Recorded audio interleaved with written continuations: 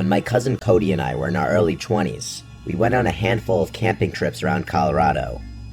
This happened, I believe, when I was 22 and he was 23, and it happened in Arapahoe Forest. It was my first time camping there, not Cody's though. It was in the middle of the week. Our jobs allowed us to have off days in the middle of the week, and we'd often go on our campouts then to avoid traffic and crowds. I always let Cody take charge on these trips. He's the Eagle Scout, not me. We parked by a picnic area, and we set foot into the woods from there. After about 15 minutes of hiking deeper into the woods, we found a good spot to set up camp. A good spot meaning a big enough clearing to fit 2 tents, the portable stove, and a campfire.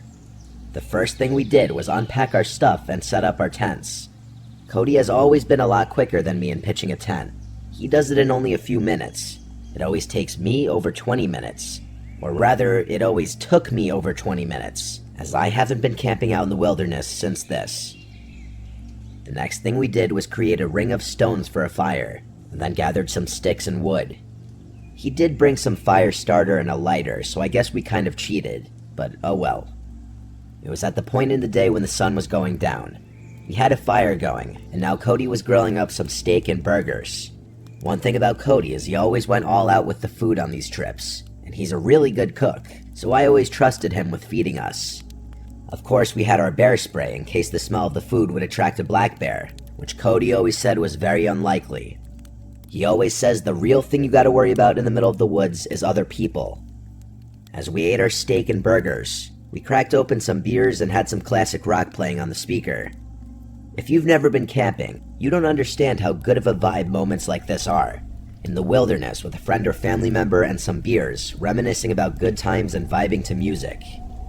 As it got dark, we started playing card games on this little folding platform table we brought specifically for cards. After playing more traditional card games, we started playing Uno, and this was when we heard something out in the woods. I paused the song on my phone so that the speaker would go silent. It was clear now. We heard a person humming and footsteps from beyond the trees in the pitch blackness of the forest. Cody urged me to find the flashlight. I tried, but by the time I found it, the sounds had faded away. I asked Cody if that was something to be concerned about, and he said it definitely was unusual for someone else to be this deep in the woods, let alone creepily walking by a campsite with an active campfire humming loudly. I was a bit shaken, and I saw Cody was too. We went back to playing cards with the music much lower now. When we least expected it, a big stick landing in the middle of our campsite made us both jump out of our skin. It didn't fall from a tree. This thing was thrown at us by someone. Cody started yelling something along the lines of, "Whoever's out there messing with us, get a life and f*** off." And then, footsteps could be heard once again in the distance. They were walking away from us. I said we should pack up camp and move somewhere else. He said absolutely not in the dark. We both had bear spray, and he advised to just keep it next to me in my tent when we go to sleep. It was the closest thing to ranged self-defense weapons we had. We kept hearing sounds like tree branches cracking in the distance, sounds that you would never expect an animal to be making. Someone was out there, maybe multiple people, that much was clear. We had to go to sleep eventually, so we agreed that maybe we should take turns staying up to keep watch to make sure that no one comes to our campsite and steals anything, or worse. Cody agreed to take first watch. He said he'd stay up and read his book. So I crawled into my tent and then my sleeping bag and went to sleep. Waking up in the middle of the night while camping is normal. You're in a cold, outdoor environment in an uncomfortable sleeping bag. Any number of things could wake you up. I didn't yet know what woke me up. I was still in a fog. My brain didn't feel fully woken up yet. I looked up and saw a head peering into my tent. It looked like Cody. I rubbed my eyes, but really it was the darkness that was preventing me from seeing anything of his face. I said, "Cody?" thinking he was waking me up to take my turn of keeping watch. I said groggily, "Is it my turn?" I stared at the head peering at me in my sleeping bag, slowly growing more awake every second. Then I heard the zipper to the tent quickly zip up, and his head disappeared. I laid back down in my sleeping bag, but only for a second. I suddenly had some weird moment of clarity, where I shot to an upright position and listened as the footsteps walked away. "Cody," I said.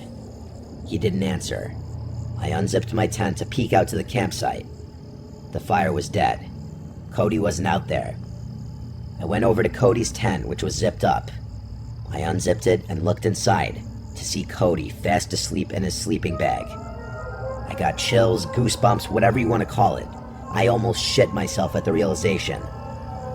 I started shaking him awake, and when he finally awoke, I told him someone's here, at the campsite. It took him a minute to come back to reality just like I did. But when he did, he grabbed his bear spray. He said he must have dozed off while reading. He said I should sleep in the tent with him tonight, but to do that, I'd need my sleeping bag. He came outside of the tent with me and stood watch as I ran to my tent to grab my sleeping bag.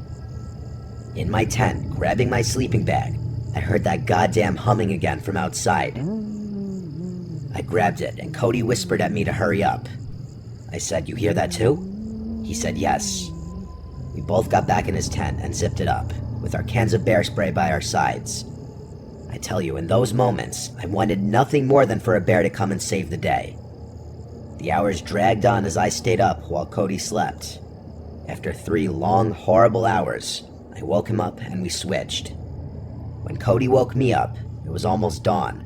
There was light outside. So we packed everything up, and by the time we were done, there was plenty of light to hike back to the car. While we could have driven somewhere else and had another night of camping elsewhere, neither of us were feeling it anymore. This was a haunting experience, and I think we both just wanted to be in the safety of our houses. It's been 6 years since this happened, and he's hit me up a few times since then about camping, but I haven't really had interest since this experience. People are just too scary. Why was someone out there stalking our campsite? And the sight of that person's head in the dark, just looking into my tent, it was straight up from a nightmare. I may never go camping again, honestly.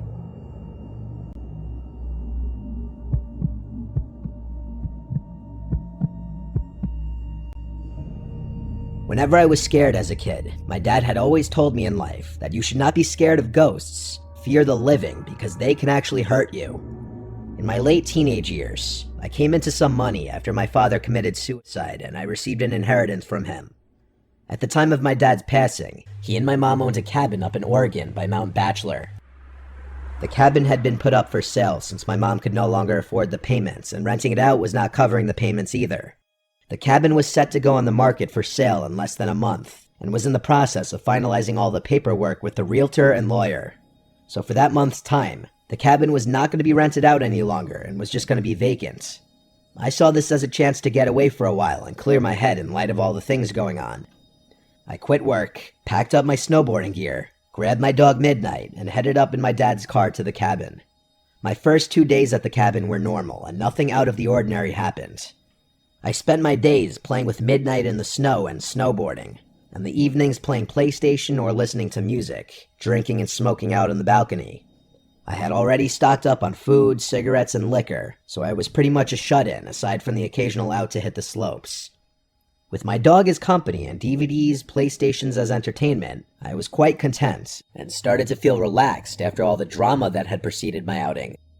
The cabin itself was 2 stories. The bottom story had the living room and a side guest bedroom, along with a small kitchen.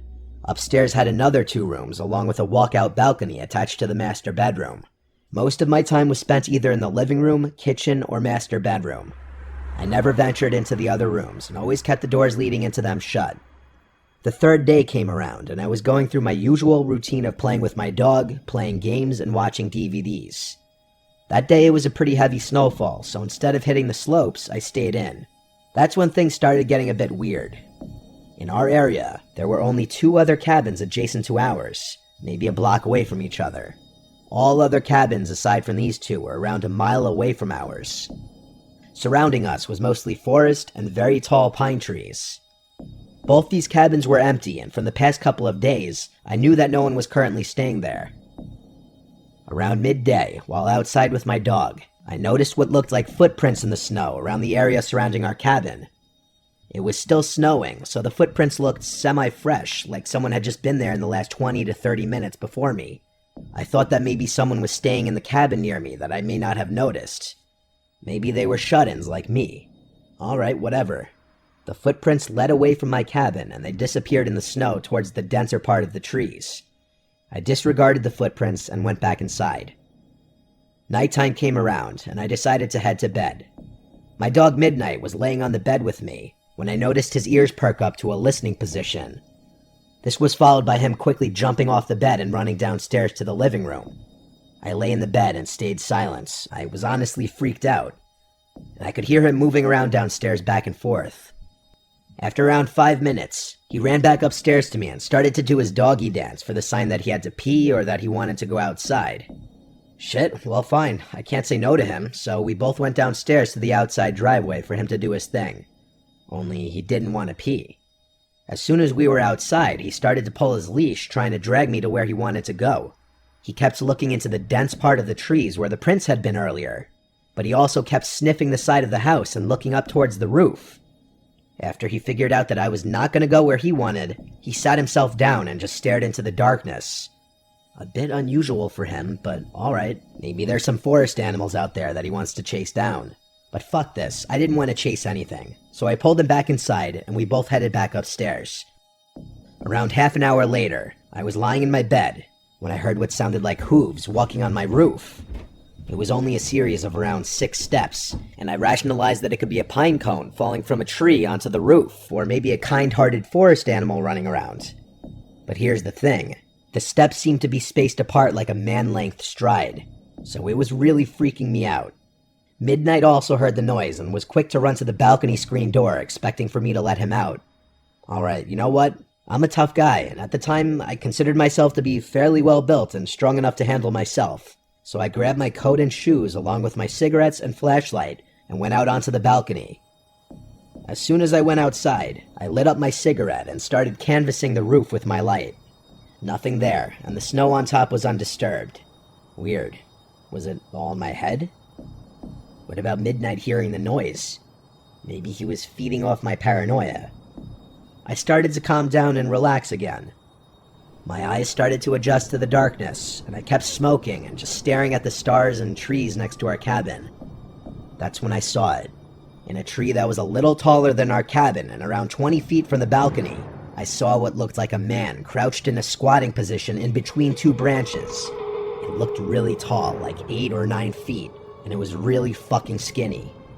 It was squatted on one branch, and its freakishly long, white arms were extended above its head, holding onto the branch above it, while its mouth was wide open with no expression.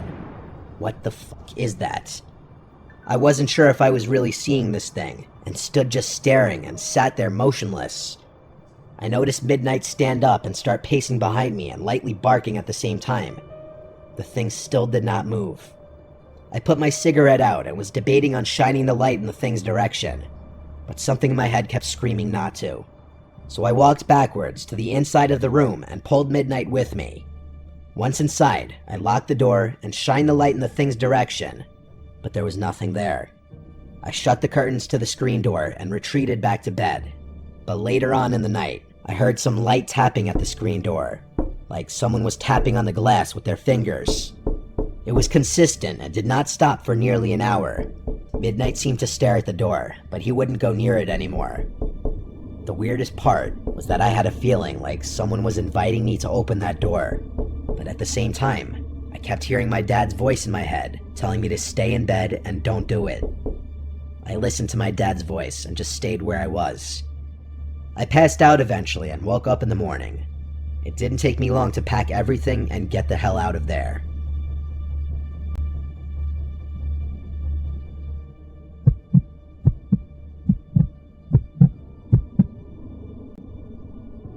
I was searching Craigslist and Facebook Marketplace for a new phone. This was a long time ago, so it had to be like an iPhone 7 or something. Phones still had the home buttons back then. I found this listing for a phone. It was some generic looking post. iPhone whatever for sale, new, around $300. It was a really, really good deal for the time, that I remember. He told me all the small details I needed to know, that it was factory unlocked, never opened, and stuff like that. He sent me a video of the box too, still sealed. The guy, whose name was Melvin, seemed nice and easy to talk to over text. I got his number and we discussed a pickup point. His location on the Facebook ad was much closer to me, but over text he was telling me he was only there this morning, and now he went about an hour north. I wasn't happy about this, but this was a really good deal and I didn't want to pass it up. I started asking a bunch of friends if they'd want to come on an adventure with me. Really just a way of making the chore of accompanying me for an hour drive seem fun. My friend Martina actually agreed to come with, on the promise that I buy her food for coming. So this Melvin guy sent me the address of a police precinct about an hour away, saying he only does deals in police precinct parking lots to avoid scams. I obviously had no problem with this. In fact, it made me feel a little more confident in this whole thing. I picked up Martina on the way around 8:30 at night, and off we went. She being in the car and having someone to talk to made the trip more fun. It was also a Friday night, so afterwards we could go out and do whatever we wanted. When I got off the highway, we were about 10 minutes away, and we found ourselves in a very secluded, quiet area. It seemed like a lot of different wooded areas. Occasional buildings and houses, and then more woods. We got to the police precinct, and there was no one visibly parked in the parking lot, besides empty police cars, of course. We drove around the whole building a couple times and didn't see this Melvin guy, who said he was in a black Altima. So I decided to call him. He picked up and said he's having issues with his car on the side of the road, and asked if I could come to him. He sent his location, and I checked it. He was on the side of some random road with nothing on either side, and by nothing, I mean woods. That's the kind of area we were in. He asked me to come help him jump his car. He had jumper cables. I said, yeah, I guess I could do that. I mean, we drove the hour to get there. I didn't want to just drive another hour for nothing. Martina was shaking her head the whole time I was on the phone. The guy said, see you soon, and hung up. Martina then basically screamed, no way, this is sketchy, we're going home. I told her we'll just drive past the location he sent and see what's up. I did agree with her though. This seemed incredibly sketchy. I just was very upset if we drove 2 hours for nothing. We did drive to the location, and when we got to it, we saw the reflection of a car's front lights coming up on the pitch-black road we found ourselves on. As we got closer, I slowed down, and it was in fact a black car, but we couldn't see anyone inside or outside of it. Mind you, it was very dark, but I feel like we would have seen someone's head on the inside or something. Martina said to just keep driving, and I said I know. It was about the sketchiest thing I'd ever seen. A pitch-black road between two patches of woods, no streetlights, no other cars in sight. A pretty convenient place to break down and have someone who's coming with a wad of cash to buy something from you come and meet. I drove right past it. Immediately, Melvin starts calling me over and over. I ignored every single call. Then he texted me saying, I saw you just pass me, why didn't you stop? Turn around. Ignored. Martina is a very positive person, so she laughed about this whole situation, and then said, okay, you owe me food. So I looked up the nearest diner, and we stopped there for some food. It was a quiet, small diner. We were just about the only people in there, even on a Friday night. The waitress just took our coffee order, when a lone guy with his hood up steps into the diner and sits in one of the bar stools. He was wearing a navy blue, dirty-looking hoodie. He glanced over to Martina and I, then looked straight ahead, talking to the lady working behind the counter, apparently ordering a coffee. The man kept glancing at our table like every minute, so I whispered to Martina, don't look now, but that guy at the counter might be the Melvin guy. The waitress came with our coffees. I asked if we were ready to order. I said a few minutes, please. When the lady behind the counter handed that man his coffee, he said loud and clear, thank you, darling. It was that guy from the phone's voice, Melvin or whatever his real name was. I told Martina that's him. We need to pay the check and leave. I waved the server over and whispered to her if we can just get the check. She asked if something's wrong, and I noticed the guy look over as I said this. I said yes, we just needed some coffee for the road. So she got the check, I paid, we downed our coffees, and left the building. We got in my car, and Martina said, oh my god, he's getting up. I looked into the diner and saw that guy leaving towards the door. As quickly as possible, I drove us out of that parking lot and sped down the road. And yes, we noticed a black car in the parking lot that could have been the one that we saw on the side of the road. I was driving too fast for him to have caught up. We got back on the highway, and I was flying for a while, until I got a low tire pressure light come on. I knew instantly he slashed my tire. The PSI was going down fast, so to avoid damage, I pulled to the side of the highway and parked it. I went out to confirm that my tire was slashed. I had to replace the tire with the spare, which took about 15 minutes. The whole thing was a disaster. And if you're wondering, yes, I still got Martina dinner that night. Now Martina and I look at it as a crazy story that we can look back on and tell people. It's absolutely horrifying, though, how close we were to walking into a trap.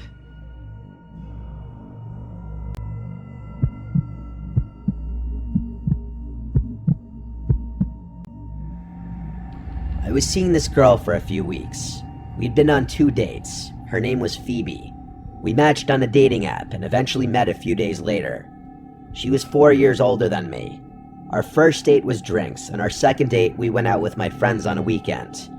My friends had neutral opinions about her.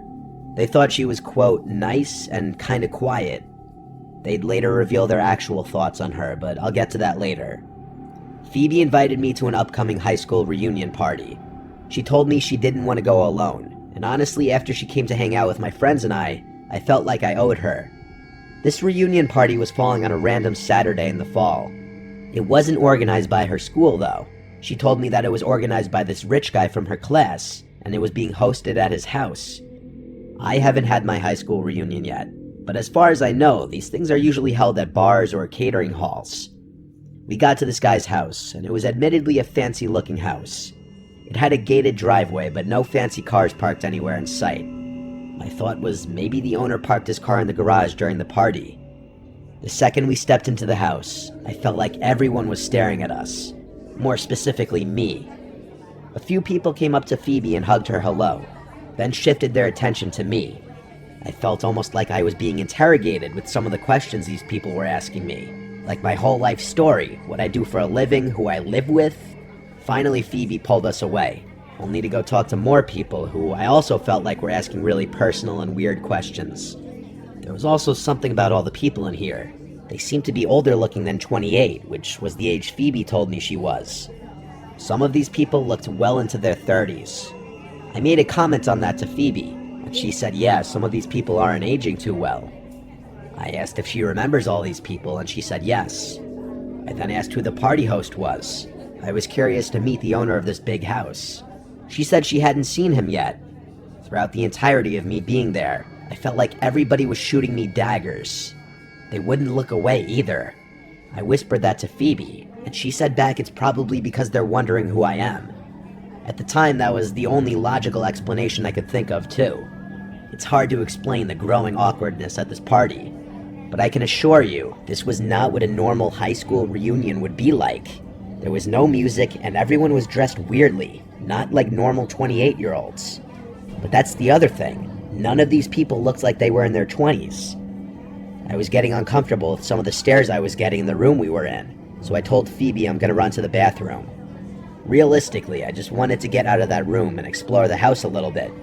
I didn't have a drink in my hand or anything to make me feel at ease. I was just walking around this giant house empty-handed, and anyone I passed stared at me.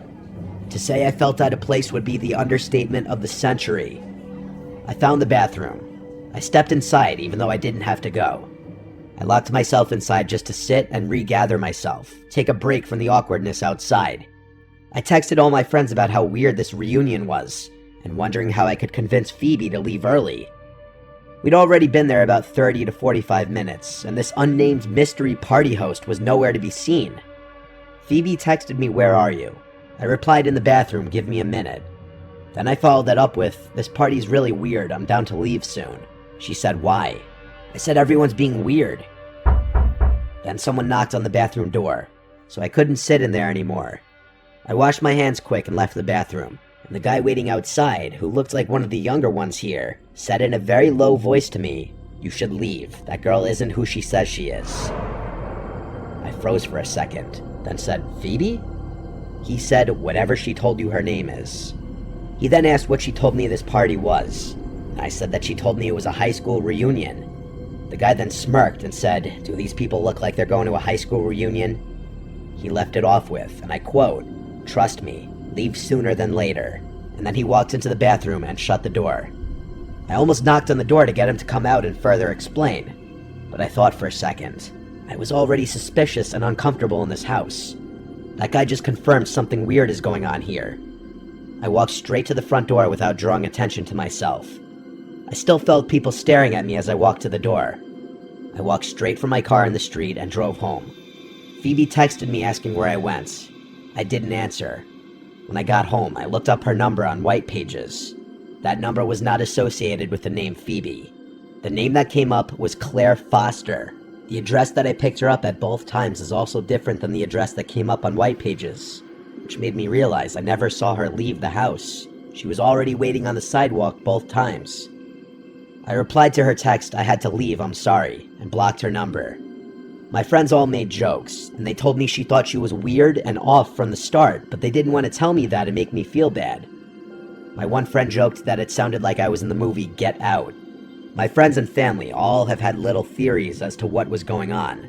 Some people would even think I exaggerated the whole thing until I told them about the fake name the girl gave me, and the guy telling me to leave sooner than later.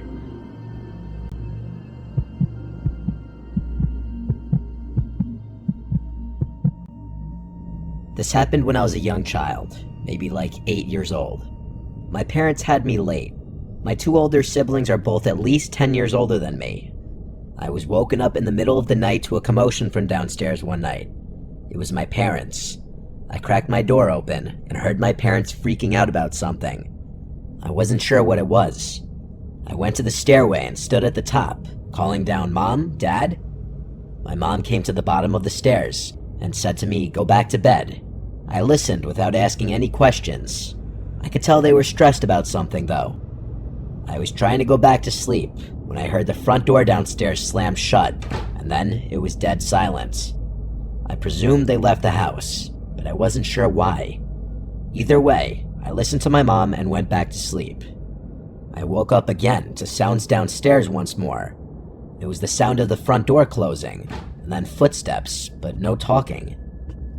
Naturally, I assumed they were back home and just being quiet so that they wouldn't wake me up. I heard occasional steps and thuds from downstairs. I heard drawers and cabinets being opened and closed, and I thought for sure I heard the fridge opening too. I thought it was my older brother Chris, who was 10 years older than me, and at the time he was already driving, so he was going out and coming home late. So him getting home at like 2 a.m. and rummaging the fridge wasn't abnormal at all. These are all things I was telling myself, logical explanations as to what I was hearing. Eventually, I heard footsteps coming up the stairs, getting louder and closer until they reached the top, and then made their way first thing to my door. My door quietly and slowly opened. I didn't sit up or move. I just had my eyes open facing the door as I was still laying down. There weren't any lights on outside of my room. Whoever was walking around was doing so in the dark, so all I saw was this black mass at my doorway, resembling the shape of someone's head. I said every name starting from Chris to Mom to Dad. Then I just said, "Who's there?" They didn't reply. They just closed the door, and I was left there confused but mildly creeped out. I heard footsteps going downstairs. I was convinced it was my dad now, just coming to check on me after getting home, though I wasn't sure why he was ignoring me. I didn't hear anything from downstairs for a while now. I allowed curiosity to get the better of me, and I went downstairs in the dark. I kept all the lights off as I was approaching the kitchen, and I froze at the doorway, noticing a tall figure standing right in the middle of the kitchen. I said, "Dad?" assuming it was him just based off the size of this person. A deep voice said, "Go back upstairs." I ran back up the stairs to my room and closed the door and jumped under the covers. All I was thinking was, why did my dad's voice sound like that? The reality of a stranger being in the house didn't dawn on my innocent little mind. Not until a little later, when I heard the front door opening and a commotion from downstairs again. The voices of my parents. I went to the top of the stairway again, and they were shocked to see I was still awake. I asked what happened. They told me that Chris had a little accident, but that he was going to be fine. I found out months later that he had gotten into a car accident driving in a condition that he shouldn't have been driving in. My parents got a call from the hospital, and so they rushed to see him first thing, leaving me to sleep. I asked my dad if he had come in my room before, and that was when I learned that they had been gone for hours. My mom started freaking out, yelling at my dad because he had neglected to lock the door when they rushed out of the house. Me telling my parents about the person at my bedroom door and in the kitchen caused my dad to search the house with his gun, and my mom to call the police. The last thing I really remember was being asked by a police officer to give my story. My parents tell me that they felt like morons having to explain to the cops that they left me alone and left the door unlocked. I don't think anything of value was stolen, even though whoever broke into the house clearly didn't have intentions of harming me. Having a complete stranger in your house is already a terrifying ordeal. Now imagine going through that at 8 years old.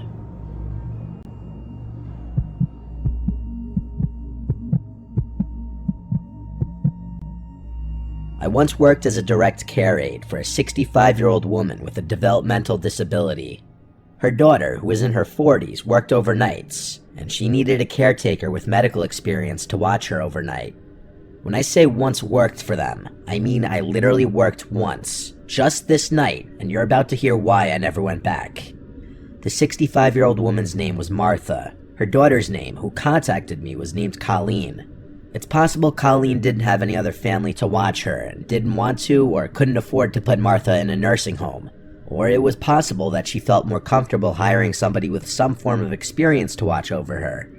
At the time, I was already a direct care worker for 2 other women who suffered some forms of developmental disabilities, so I had experience. But nothing prepared me for that night. Colleen left for work. Earlier that day, I worked my first job, so I was really pushing my body to exhaustion, trying to make as much money as possible. Colleen had introduced Martha and I. Martha had given me a smile before Colleen brought her upstairs to her bedroom for the night. It was around 9 p.m. Colleen told me that Martha would sometimes walk around the house at night acting confused, and I'd need to calm her down and bring her back to her room.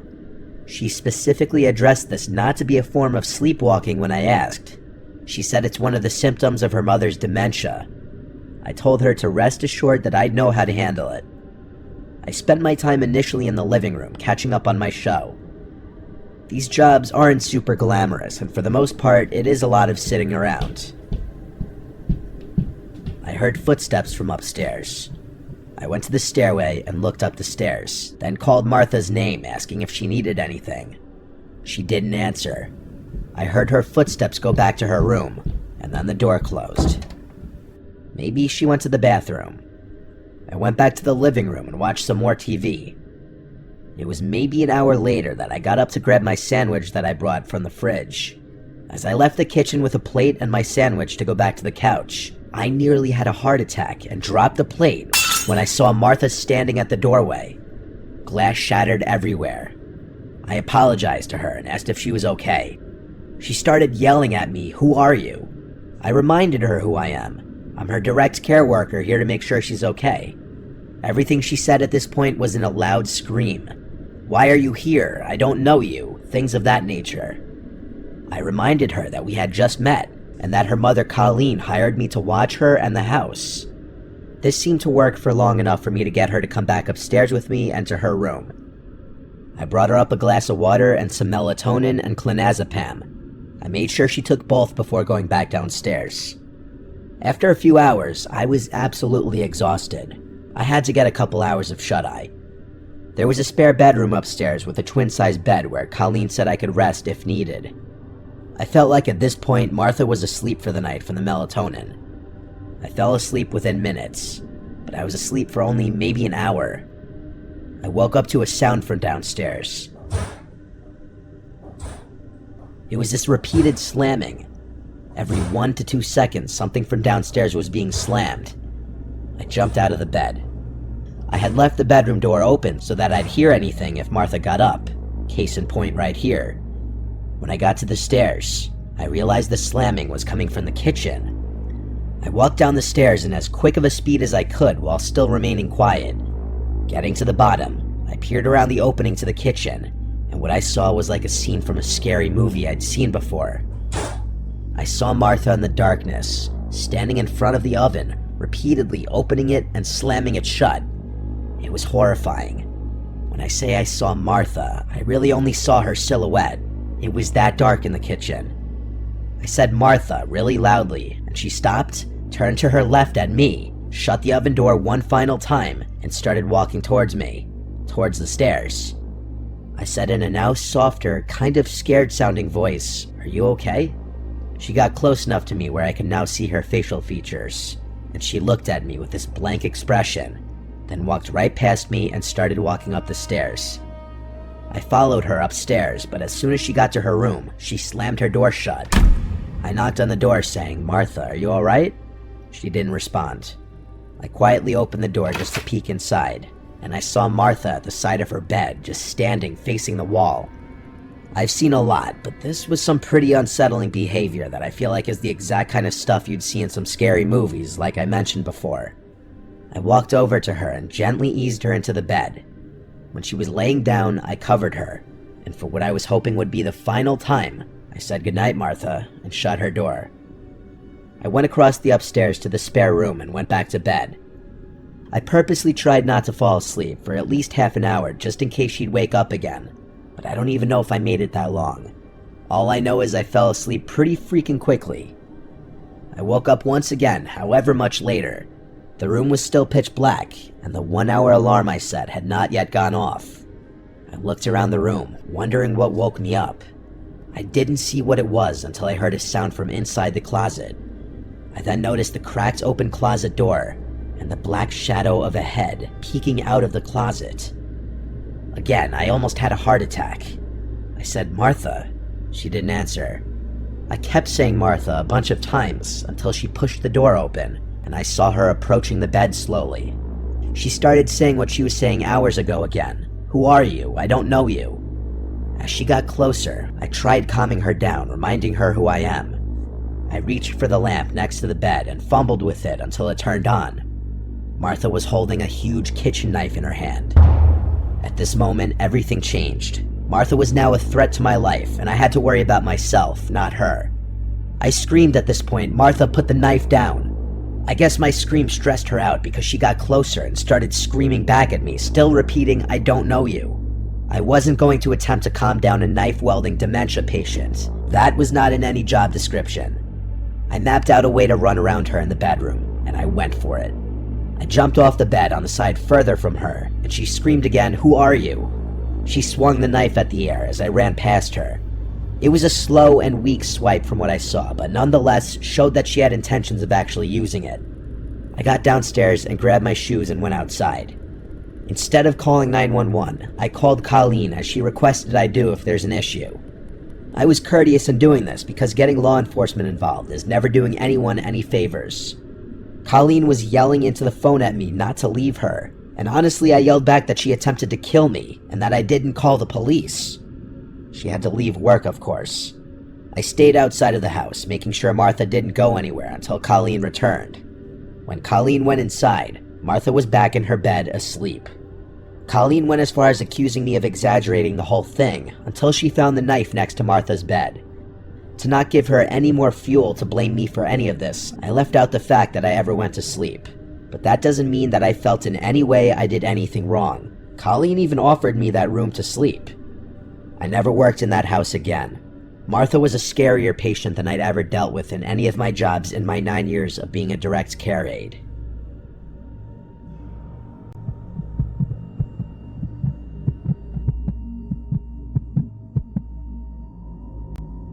When I was 23, I had to move out of state for work. I still work with the company, but I've been able to move back to my hometown and work at the local office here. But at the time, I needed somewhere to live that wouldn't be bank-breaking. I made a posting on basically all the websites for a roommate: Facebook, Craigslist, Twitter, and even on my neighborhood subreddit. I had a guy named Rob reach out to me on Facebook, stating he has a room available in his place. I looked at his pictures to see if he looked like a somewhat normal guy, and he did. I was open to the idea of having a male roommate, as long as they seemed normal, even though my parents were very against it. Rob and I FaceTimed, during which he gave me a virtual tour of the place. Apparently he owned the place outright. It was a modest house in the middle of town, only a 10-minute drive from where my office would be. He also seemed pretty nice. I didn't get any bad vibes at all. His price was fair, and his rules were pretty fair too. He said it was available to move in right away, which was perfect. So it was settled. A week later, I had all my things packed and drove down. I met Rob right out front of the house, where he greeted me and handed me a key. The first thing I noticed about him was he was really short. He was eye level with me. He helped me bring some of the bigger and heavier bags inside. He showed me my room, which was furnished already. He said one of his friends had been living there and recently moved out. I replaced all the pillows and bed sheets with my own, of course. The rest of that day was me settling in. Rob, I could see, was trying to get to know me and presumably make me feel at home. I didn't get any overly friendly vibes yet. The next day was Sunday. Rob offered to drive me around town to show me around. I wasn't eager to, but I said sure, just to get off on a good start with him. He drove us around town, showing me where the good shopping centers are, good restaurants, and stuff like that. But then he offered to get us lunch. I really wasn't hungry, and he was suggesting a sit-down lunch, almost like a date. I didn't want him to get any kind of wrong idea, I just needed a room. I said I'm not hungry, and then he right away suggested we go grab drinks somewhere instead. I politely shot it down too, saying I don't drink on work nights.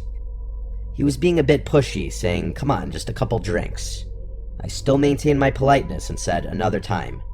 He gave up, and he went really quiet all of a sudden, like he was upset. I'll admit, I was slightly uncomfortable, but nothing I couldn't handle yet. That week was my first week at work, and so my attention was focused mostly on adjusting to the work week. It wasn't until a few days into the week that I got home and did my laundry, and noticed my hamper full of clothes seemed moved. Like the clothes weren't how I remembered they were left, and it wasn't until I was loading the washing machine that I noticed a pair of my underwear was missing.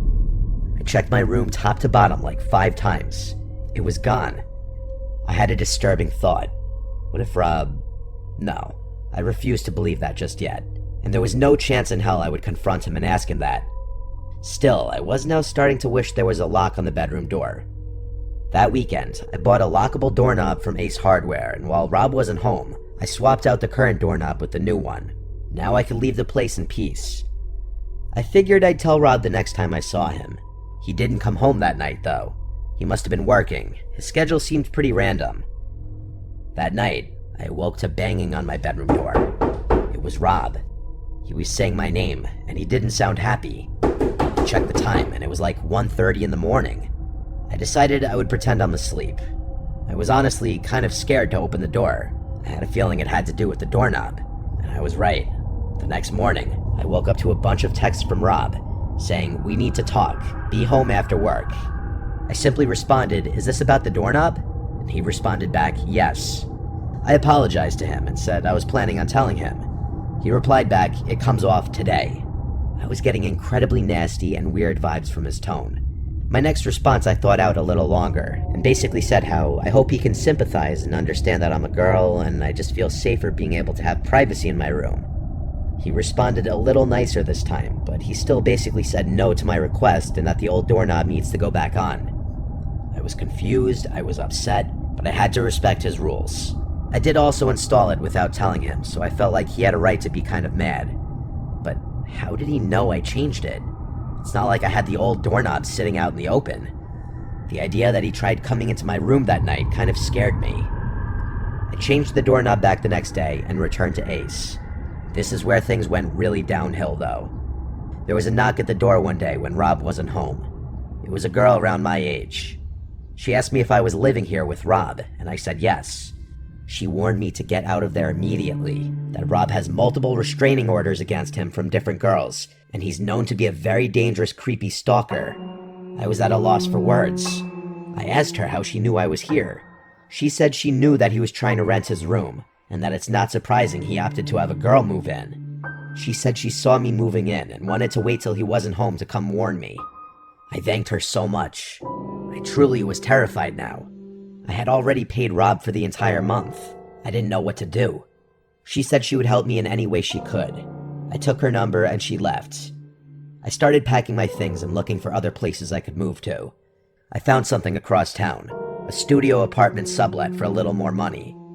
I contacted the poster of the ad, and she told me I could move in as soon as possible. Perfect. Now I just needed to tell Rob and get my money back. I started packing some of my stuff into my car, and I texted him that I'd have to be moving out tomorrow, as something with my family came up and I needed to go home. He didn't answer. He got back to the house about an hour later and asked me about my text. I came up with my best fake story possible, and he said yeah, he'll give me the money back tomorrow after he goes to the bank. I was super relieved. About an hour later, he knocked on my door, and then said, "Did by some chance some girl say something to you?" I simply said, "No, what do you mean?" And he said, "Never mind. It just seems like you're running away out of here for another reason." I insisted that it was purely because of the family reasons. He said okay and left. Sadly, the story didn't end there. I woke up that night and screamed at the top of my lungs when I saw a black figure sitting on the end of the bed. It was Rob. He turned and put his hand on my mouth and went, "Shh." I said, "Please don't hurt me." And he responded, "Why would I hurt you? I knew someone said something to you. Don't believe what these girls say." I said, "You're scaring me," and this part is still just as insane to me as it was in that moment. He started to caress my leg, and he said, "I don't mean to scare you," right after I said he's scaring me.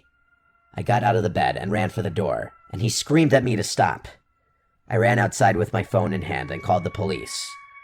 I hid in the bush until they showed up, and I explained the entire situation to them. They made Rob come outside and give his side of the story. Basically, I told them I just want to get all my stuff out of the room and I'm leaving. So the cops stayed there as I collected the remainder of my stuff and brought it all to my car. I also insisted on Rob Venmoing me the money back while the police were there, and he did so actually. The whole time the police were there, he tried his best to act like some normal dude, I could tell. One of the officers then pulled me to the side to tell me that this guy had been arrested before for other incidents with women, but Rob denied ever coming in my room or touching me or anything, so it was all he said, she said. I left the house and went straight to a hotel for the night. The next day, I moved into the studio apartment. Luckily, the girl who posted it was able to facilitate my quick move-in. I have never and will never live with another man who's not my boyfriend or husband ever again, or just anyone I don't know for that matter.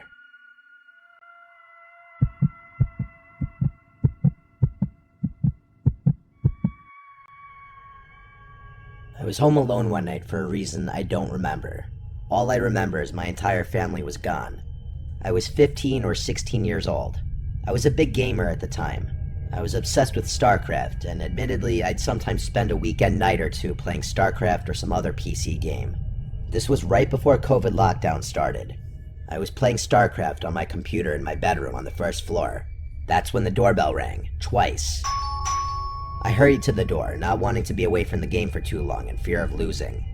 I got to the front door and said, "Who is it?" as I always would if I was alone. A soft and weak voice on the other side said something that I couldn't hear. It sounded like a woman. I opened the door, with the storm door still separating me and this older woman standing on the other side, with a big smile on her face. She had her hands behind her back. I said through the door, "Can I help you?" She said she needed to use a phone, and asked if she could come inside. Ever since I was a little kid, I was always taught not to let a stranger into the house, ever. That included women. I felt so awkward though, I didn't know how to turn her away. I redirected her to the library a few blocks down, because they'd surely have a phone. Deep down, I knew the library was closed at this point, but I was just trying to get the stranger who was trying to get into my house to leave. She was still smiling, but what she said next did not match her smile. She said, "That's very rude to turn away an old lady asking for help." I replied the only way I could think to, and that was that my parents don't allow strangers into the house. It's a house rule. I slowly started closing the door as I was saying sorry, and she just stood there, not moving, but still smiling at me. And though her smile never changed, it suddenly felt much more menacing. I was walking back to my room when the doorbell rang again. There was no way in hell I was opening the door again. That woman radiated weird vibes from the start. Maybe something was wrong with her, maybe she wasn't all there. These were things I had no way of knowing, and maybe that was selfish of me to send her on her way. But I just wasn't opening the door for anyone when I was home alone. I went back to my game. Not too long after I sat back down, I heard something tapping on the window. It was a clinking type sound from something metal. The window was directly in front of my desk. I had the blind pulled down so I couldn't see what was making the noise, but I already had an idea. My room was the only room with a light on in the house. The horrible thought that it was the old woman from just before, and that she walked over to my window, terrified me. I turned off the sound on my computer. At this point, I didn't care about my game anymore. The clinking sound on the window persisted. I basically said, "F this," and up and left to a different room in the house. I sat in the darkness of the living room for a bit, when the doorbell rang again. This woman was harassing me now. I tried to convince myself she wasn't a threat, just some crazy old woman who was probably clueless as to where she is. When she rang the doorbell a second and third time, I decided to go open the door and ask her if there's someone I could call for her. but when I opened the door, there was now a man on the other side. He looked to be about 10 years younger than her. He said through the storm door, "Have you seen my mother?" I replied saying yes, she came to my door just before. He then apologized to me and said she has dementia and got out of the house. I suddenly felt bad, but he asked me if he could come in for a minute, and again I felt awkward. Why did he need to come inside? I said the same thing that I told to the woman who we claimed to be his mother. I said we could just talk through this door. I then said that I think she went into my backyard because I heard something at my window. I told him he could go around back and check. He thanked me and walked down the walkway, and I thought he went into the backyard. But when I went to the back and looked out the back window expecting to see him searching around, I saw nobody. Not him or his mom. This was all too weird for me. I went to bed on the earlier side that night, just falling asleep with the TV on in the background, until I heard the clinking sound on the window again. Something metal was tapping on the glass. I remembered the concerned man, and I decided to try and help.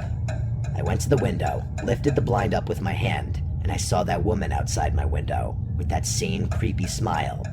She was tapping a kitchen knife on my window. I closed the blind and crawled back into my bed. This didn't feel like it was actually happening. A suspiciously short amount of time later, the doorbell rang like 4 times. The clinking on the window stopped by this point. This was all too suspicious. It felt like some kind of robbery attempt. I ignored the doorbell. I stayed in my bed. I was gonna wait this out. I didn't have a cell phone at this time. I wasn't the most social guy growing up. I also didn't want to call the police for some reason. I waited this all out until it finally stopped. The next morning, I told my dad what happened when I called him. He told me I was smart not to open the door. Everyone agreed that everything about it sounded like an attempted robbery. Is there a chance that maybe that woman really did have dementia and that the man was really her concerned son? Maybe, but it all seemed too coordinated. Why did he want to come into the house too? How did he even know she came to my house specifically? Why didn't he ever go into the backyard to look for her when I gave him permission to do so? Too many unanswered questions that lead me to believe I avoided something terrible happening if I opened that door.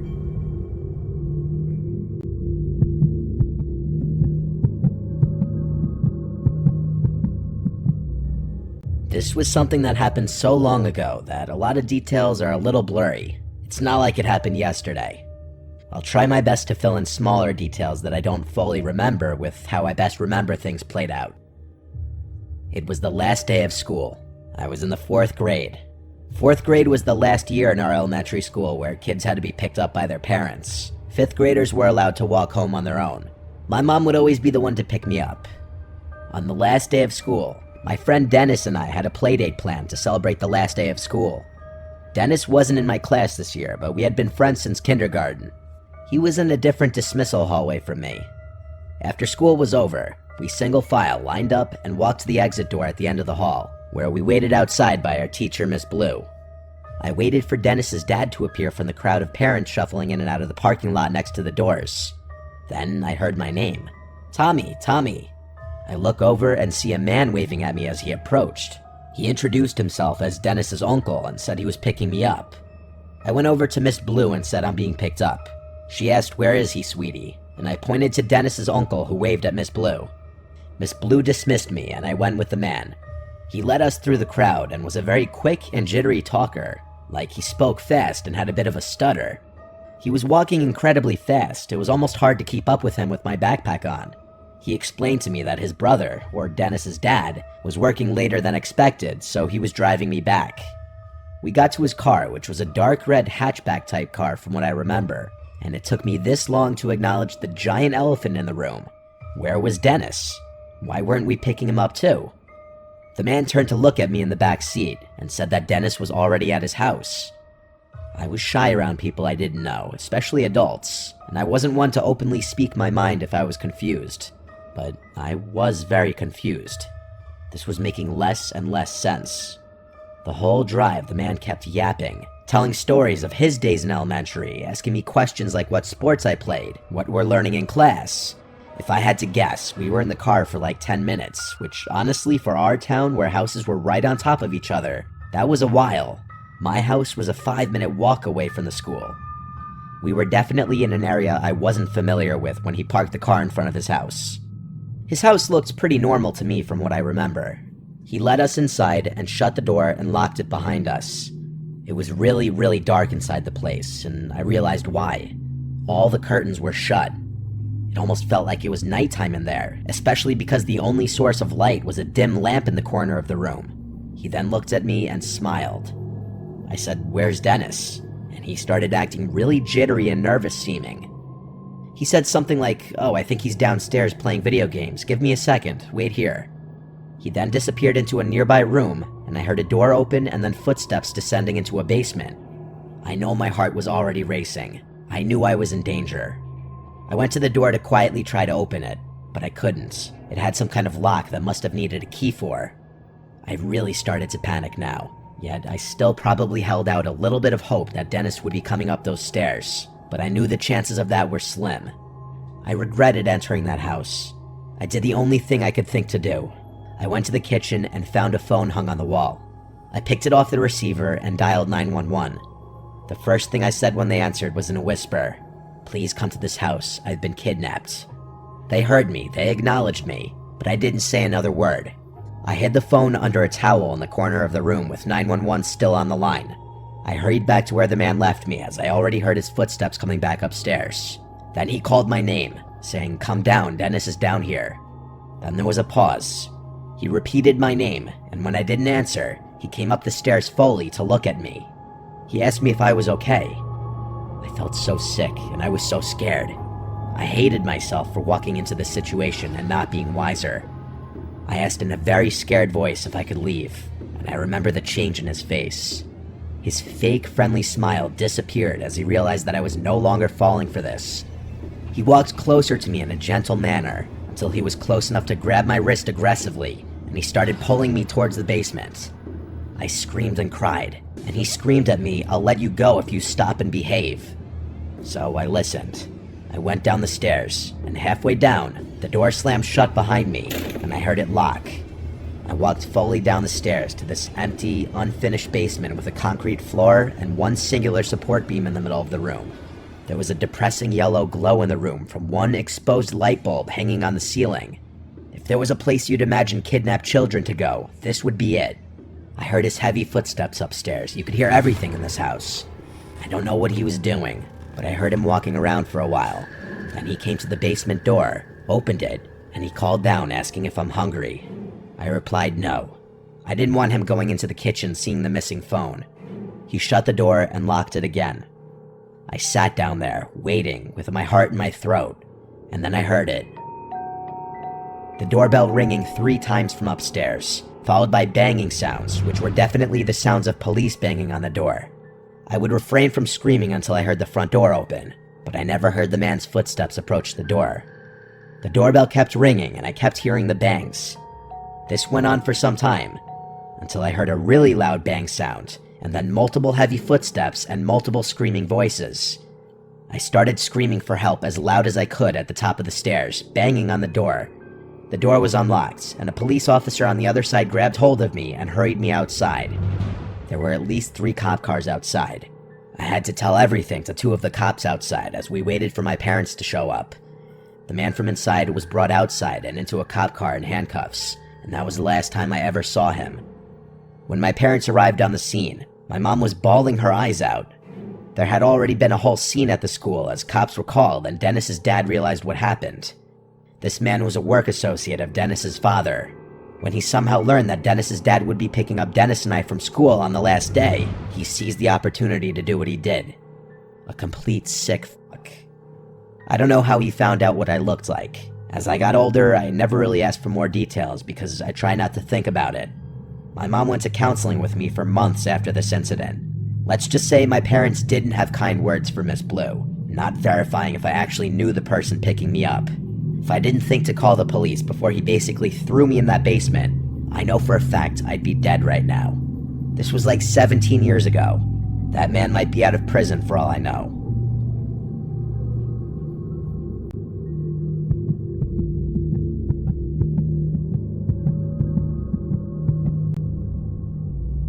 It was New Year's Eve of 2020, and all of us were ready for this horrible year to be over. My friend Logan was throwing a house party.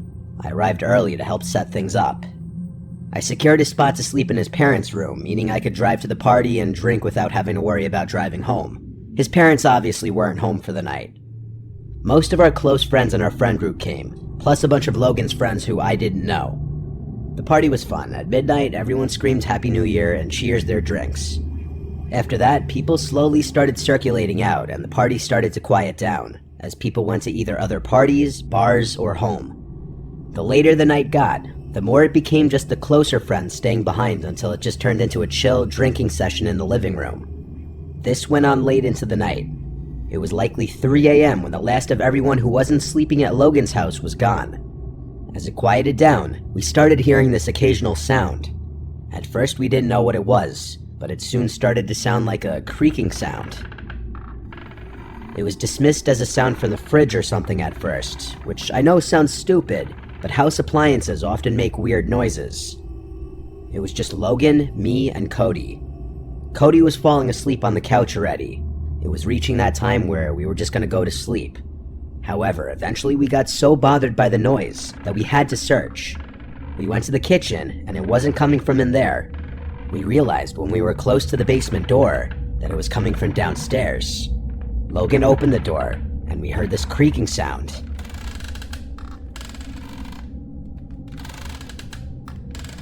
"Go check what it is," I said. He kept saying, "No way." Then he called down into the basement, "Yo, who's down there?" The creaking stopped, and we never heard it again. After a solid minute of waiting at the top of the stairs, we agreed to go down together. We both grabbed knives, drunkenly thinking that was a good idea, when in reality we were so drunk we'd probably only hurt ourselves with them. We got to the bottom of the stairs and looked through the entire basement. It's not huge. It just has a couch, TV, a bar, a table in the corner, and various old pieces of junk. It was pretty messy at the time. The first thing we did was search any possible crevice for someone who could be hiding. Then we tried to figure out what could have been making that sound. I noticed a rocking chair, and so I went up to it, sat in it, and then started rocking in it. And it made the exact same creaking sound we had been hearing. Logan and I looked at each other. I stood up, and so did every hair on my body. I don't think we ever ran faster than we did when we ran up those stairs and slammed the door shut. We tried to come up with any logical explanation, but there was none. He kept the basement door locked for days until his parents came back. There was no living soul down there, but something was moving that rocking chair.